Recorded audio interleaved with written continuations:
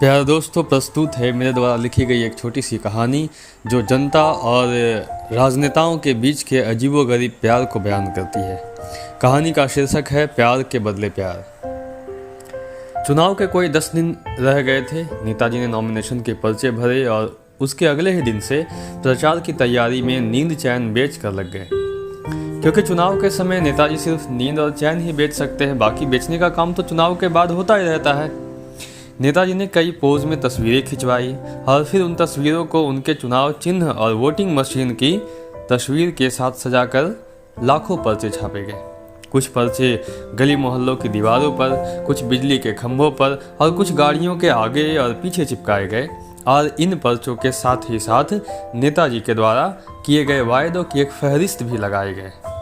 फहरिस्त में जनता को उत्थान के बढ़ चढ़कर काम करने का वायदा थोड़ा बड़े अक्षरों में लिखा गया और सबसे ऊपर लिखा गया। फिर उन लाखों पर्चों में से बचे सारे पर्चे जनता में पहुंचाए गए और एक बार फिर से वायदों के वही फहरिस्त लगाए गए। जनता ने पर्चे लिए, वायदे पढ़े, चुनाव चिन्ह देखे, नेताजी का सुंदर चेहरा पहचाना और फिर क्या, उड़ा दिया पर्चे को हवा में।